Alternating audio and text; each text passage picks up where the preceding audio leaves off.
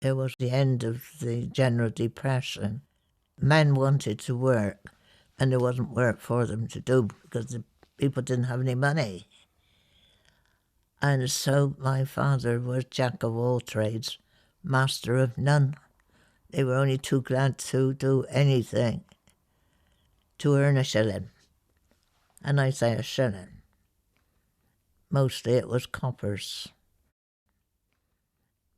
I remember our schoolmaster, he was new. The trouble with you lot, he said, you don't lose the sight of Iron Acton Church Tower only once a year when you go to Weston. And it was true. We'd go on the school outing to Weston, and that was a long way away, was Weston. And it was charabancs.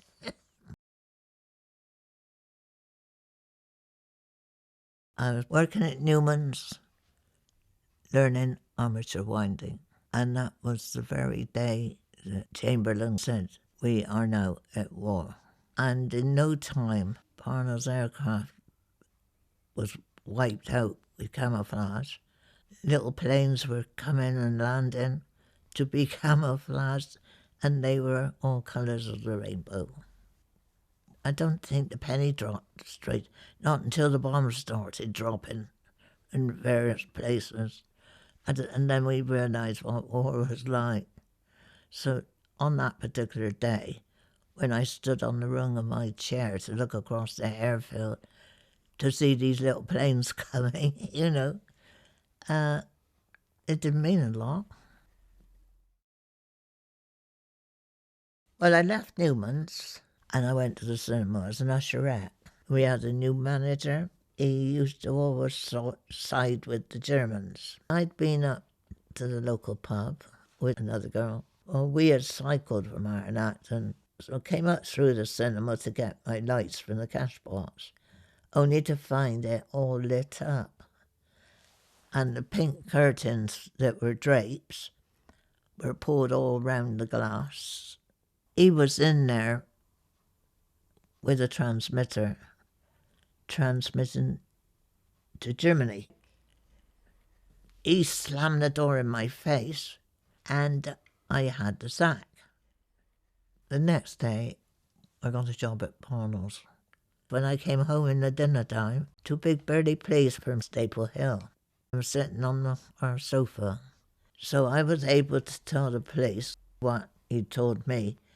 Every fortnight he did visit his family down at Weston-super-Mare. They followed him to Weston, where he picked up another man. He then headed for Reading, where they followed him all the way to Reading. And when they got to Reading, they nabbed these two fellows, him and the other one, and a few more besides. And it turned out that he was one of Mosley's black shirts. They sided with the Nazism.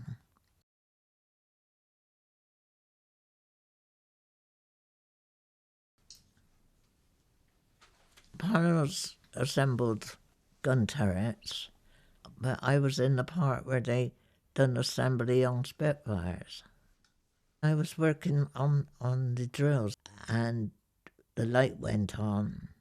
Usually when that orange light came on, you had time to get to safety, but we didn't. They were running in fear, but everything was so quick. Jerry came out of the clouds. Machine gun, the men who were running to the gun turrets on the roof, and dropped his bombs. And with the blast, I got thrown down the shelter steps and injured my leg. And I was hobbling about the next week home when he come and finished it off.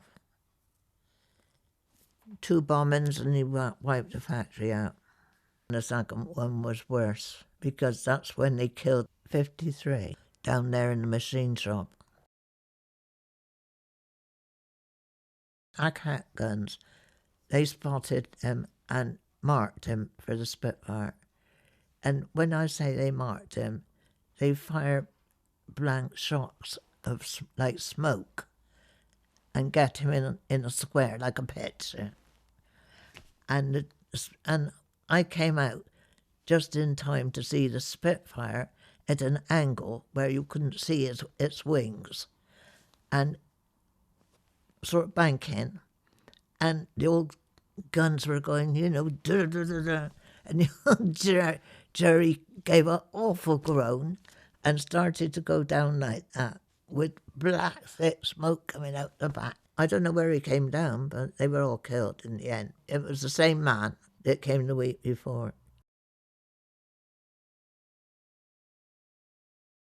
One lady was in the ladies' cloakroom, and they found her after the raid and threw her on the car that they were collecting up the dead bodies. When one of the men involved in that job thought he saw her eye move, and they lifted her off, and she did survive.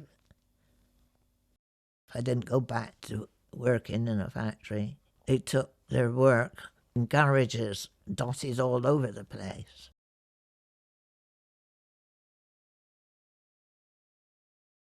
I just wanted to get away from Iron Acton, and that was a good way to get away. And when things went wrong at home, I used to say, "Oh, I'm going to join the WAAF," and my dad got so fed up of hearing it.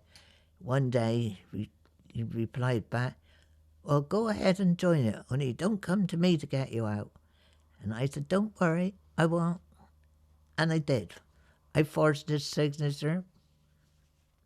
I put my age on because I was underage. I went into the recruiting office. And when I come back, he looked down at me and he said, "What's this I hear?" "Oh, yes," I said. "I passed A1. He said, "Well, the country must be in a bloody bad state." He said, "If they'll take you, they'll take anything." And I started to cry then. "Oh, you can't get me out." So that's how I come to join the WAAF.